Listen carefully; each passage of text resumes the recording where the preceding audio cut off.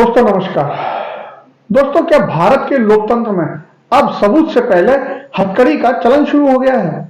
एक मौजूदा मुख्यमंत्री जो लोकतंत्र में जनता के द्वारा चुना हुआ नेता था, महीनों सलाखों के पीछे रहा और आज देश की अदालतें कह रही हैं कि गिरफ्तारी का आधार ठोस नहीं था, सबूतों में दम नहीं था। तो सवाल सीधा है, क्या भ्रष्टाचार के खिलाफ जंग थी या विपक्ष के खिलाफ एजेंसियों का हंटा? आज बात करेंगे उस फैसले की जिसने सत्ता के अहंकार और सिस्टम की निष्पक्षता दोनों को नंगा कर दिया है।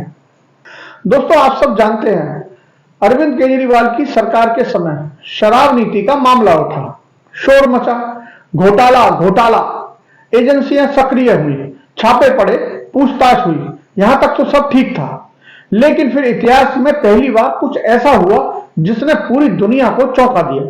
एक रनिंग सीएम को गिरफ्तार कर लिया गया। सरकार ने कहा कि कानून अपना काम कर रहा है, लेकिन क्या वाकई अगर कानून काम कर रहा था तो कोर्ट को यह क्यों कहना पड़ा कि प्रक्रिया में गंभीर कमियां थी?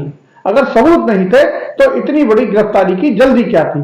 क्या यह सिर्फ एक इत्तेफाक था कि गिरफ्तारी चुनाव की दहलीज पर हुई?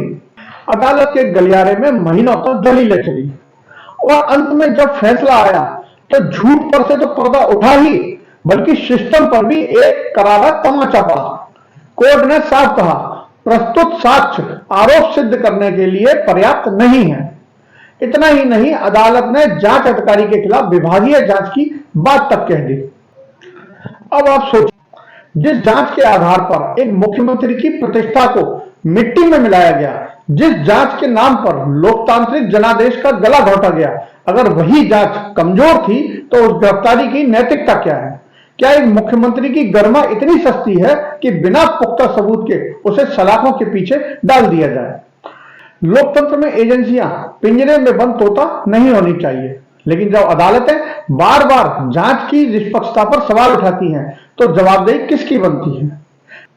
दोस्तों, ऐसे ही कुछ सवाल आपसे। अगली बार चुनाव में वोट डालने से पहले इन पर विचार जरूर कीजिए। पहला सवाल, क्या बिना पुख्ता सबूत एक मुख्यमंत्री को उठा लेना न्याय संगत था? दूसरा सवाल, क्या एजेंसियों ने पेशेवर निष्पक्षता दिखाई या सिर्फ ऊपर से मिले आदेशों का पालन किया? तीसरा सवाल, अगर कल को आरोप पूरी तरह खारिज हो जाते हैं तो उन महीनों का हिसाब कौन देगा जो एक नेता ने जेल में बिताए? क्या कोई माफी मांगेगा? क्या कोई आत्ममंथन होगा? दोस्तों, यह मामला सिर्फ व्यक्ति का या एक पार्टी का नहीं है, यह उस सिद्धांत का है कि कानून सत्ता का गुलाम नहीं हो सकता। न्यायपालिका ने अपना काम कर दिया, उसने आईना दिखाया, लेकिन अब जवाबदेही की जिम्मेदारी उनकी है जिन्होंने इस पूरी प्रक्रिया को अंजाम दिया। अगर सबूत नहीं थे तो गिरफ्तारी क्यों? अगर जांच में कमियां थी तो इतना बड़ा जोखिम क्यों? क्या यह न्याय की जीत है या लोकतंत्र के लिए एक बहुत बड़ी चेतावनी? आप क्या सोचते हैं? क्या यह वाकई भ्रष्टाचार के खिलाफ लड़ाई है या फिर राजनीतिक विषाद पर बिछाई गई एक चाल? कमेंट में अपनी राय जरूर दीजिएगा, क्योंकि आपके सवाल ही इस लोकतंत्र की आखिरी उम्मीद है। जुड़े रहे हमारे साथ। जय हिंद, जय भारत।